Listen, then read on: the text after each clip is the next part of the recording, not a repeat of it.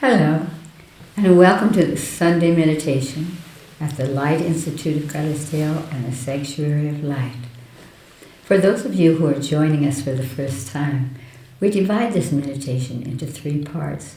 In the first part, we begin right away with our higher self, our own intuitive essence of our soul. We ask it to take form, we draw it into our body, and we sit in meditation. And I'll make a little sound so that you can push a button on your apparatus and meditate with your higher self for as long as you like. In the second part of the meditation, we reach up into the cosmos with our consciousness and imagine that we're drawing down a beautiful beam of pure white light down through the top of our heads and down into our stomach. This area is the center of our emotional body. And from there we laser that white light out across the planet, back up into the cosmos. As we breathe in, we draw the light down. As we exhale, we extend the light out. And we just do that for the second part. It will bring you into a deep state of meditation. Then in the third part, each week, people suggest how we can take this consciousness that we have, this meditative power, this lovely healing energy, and extend it out in some way. And yesterday was Earth Day. 193 countries in this world celebrated yesterday, Earth Day. And so this part of our meditation, we will extend our energy to our Earth, giving it that reassurance that we know that we're here to protect it. We know that we're here to learn to connect to it again, because we've kind of lost our connection. And we know that we're here to heal the earth and heal ourselves. If you're ready, we'll begin with breath, because when you exhale slowly, that brings your consciousness, your nervous system, into a meditative state. Breathe deeply in through your nose and hold at the top. And now exhale through your mouth.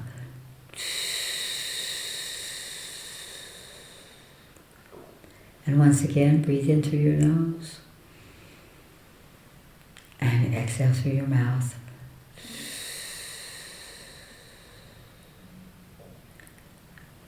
Ask your higher self, the intuitive essence of your soul, it's your own inner voice, to take a form for you so that you can connect to it.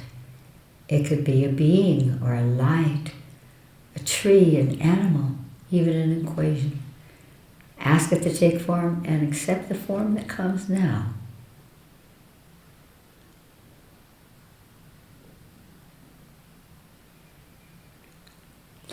Ask your higher self to touch the place in your body where you are holding your divine essence, your divine source at this moment.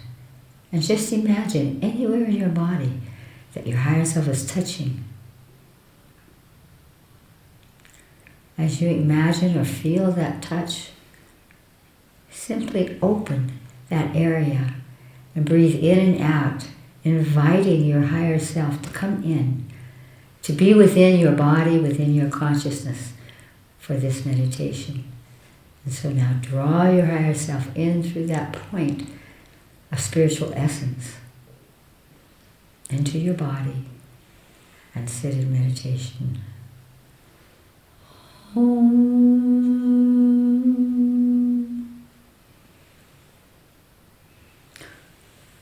Breathe deeply, reach up into the cosmos and pull down a beautiful beam of pure white light through the top of your head, all the way down into your stomach, your solar plexus, and laser that white light out across the planet.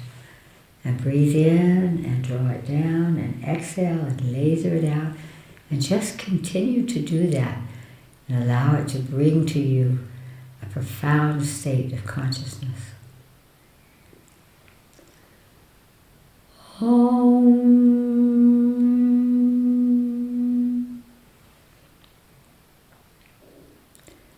Breathe deeply into your body and imagine that you are connecting to our earth, You might connect to a sea or a mountain or the map of the whole world, but just let your higher self help you to bring this earth into your mind's eye. As soul family, we chose this earth, this planet, for our own evolution. So as you see this earth, ask it what frequency of light, what color it needs from you to be nurtured, to recognize that beautiful connection that we need to have with earth, and our commitment to be healing, a healing force, each of us and all of us, for the earth and for ourselves. So whatever color comes to you at this moment, again, reach up into the cosmos, draw that light down, and laser it out to planet Earth, and feel how fabulous that is. Feel that light that Earth has asked for, the color, that as you extend it out, it is penetrating Earth, all the places, all the kinds of Earth that are here, what belongs to you to help. Do it now.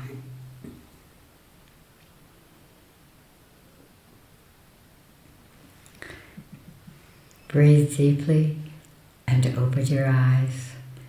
Oh, thank you.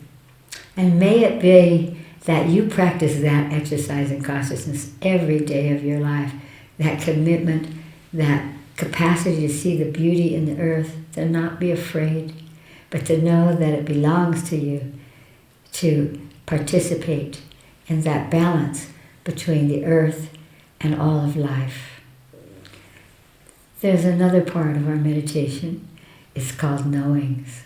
And each week, people from around the world send in questions that they would like for us to converse and to illuminate so that we can uplift ourselves and everyone who is participating. Alison will tell us the questions that have come for this meditation. Alison? The first question is from Nelson, New Zealand. Can a curse from someone else really cause bad luck? I know that many cultures are very focused on this predicament, that someone who's angry at you or wants to get back at you could somehow create an energy directed to you and actually influence what happens to you. You're going to be surprised at my answer. If you feel that this is going on in your life, there's a way out. The way out is not to feel that you have to protect yourself. It's not to feel that you have to fight negativity with negativity. It's simply one of the greatest teachings my higher self gave to me. You may not even know this person who is sending this energy. And that person may have paid someone who specializes in this to send that energy.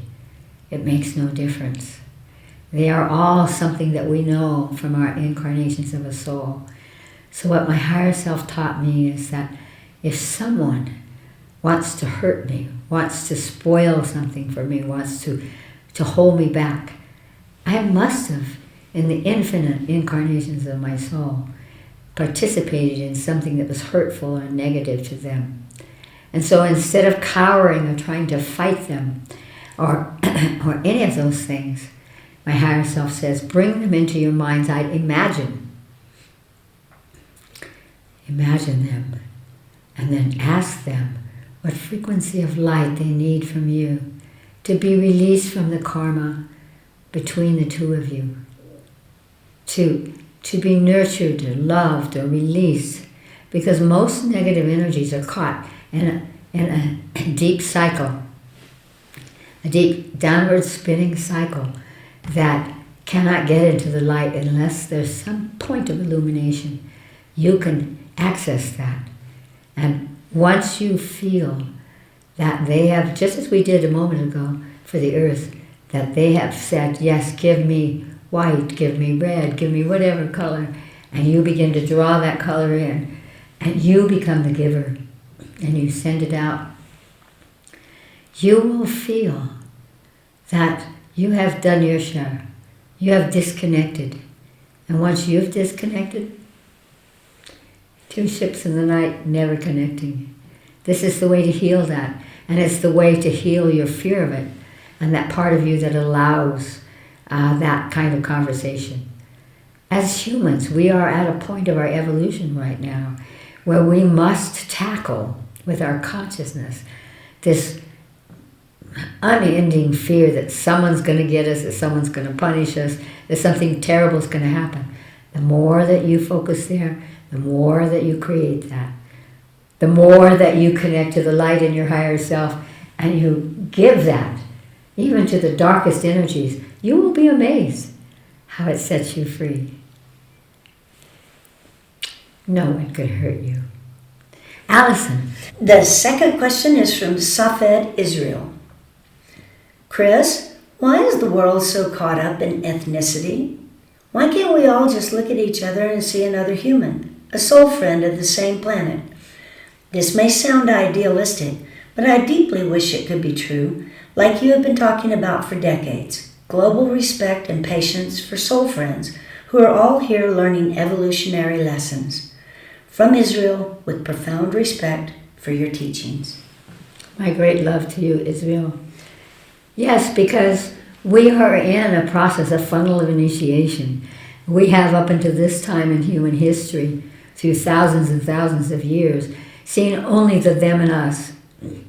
We have disconnected. Even our religious force and teachings have amplified that difference.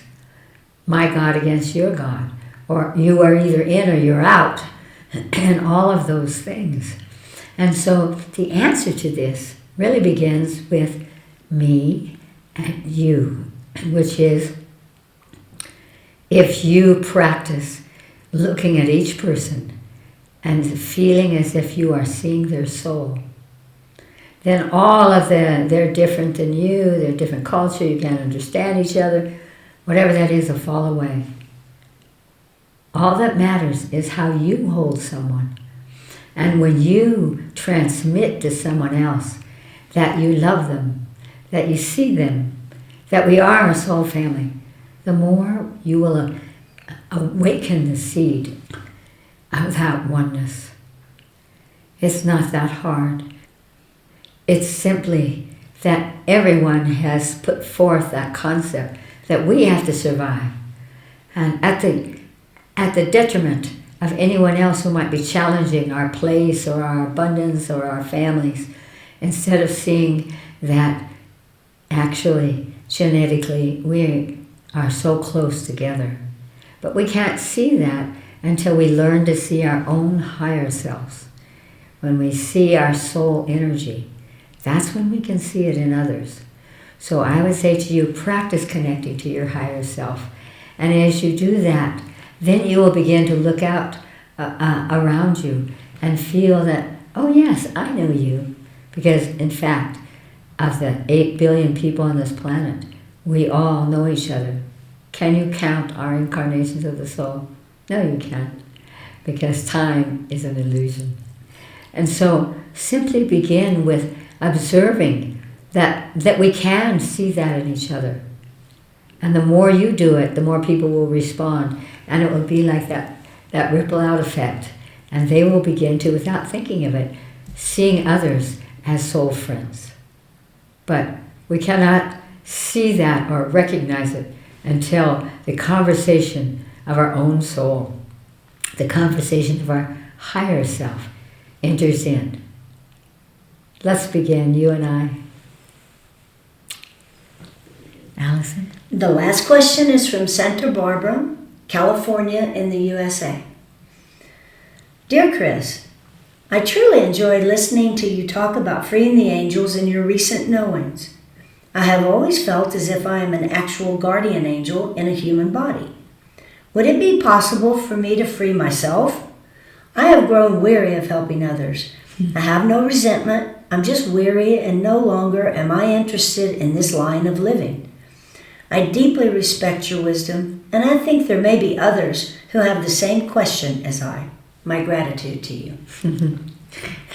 Okay, hello, guardian angels. The problem with guardian angels is that they're much more strict about how things need to be. And so, here's a little secret for humans, for angels, for anyone in terms of relationship. When you want an end to a relationship, you must end it you on the highest octave.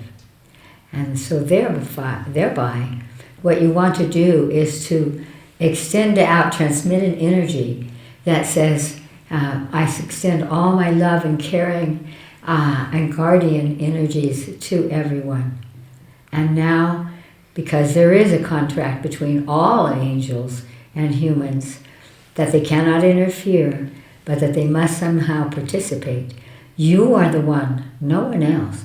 You are the one that can finish that, but you want to finish it well. So that if you are healing or working or protecting or guarding others, but you're too tired, then you're not really doing it. You are just feeling the pressure and the heaviness of it. Because in the end, the exercise of evolution for humans is to recognize that we are the ones who must protect ourselves. And so the more that you, as a guardian angel, say, I am so grateful for having this opportunity, and now I am finished, and now it is my turn. But to have your turn, you want to extend an energy to all of those who are under your wings, so to speak, and free them. And as you do that, you can free your own guardian angel energy. You can move into your angelic DNA, I talked about it in several books, and really release the contracts, not the gift, not the power of your angelic DNA, which is loving, which is caring, which is a higher consciousness that doesn't judge. You want to keep that and release the contracts. It's fairly easy. And so as you do that, you want to say, I'm grateful that I could do that in this lifetime, and now I want to see my evolution. When you release that angelic aspect of contracts and vows in you as a guardian angel, you will be free. And that will set you on a new path of your evolution. I support you. Great love.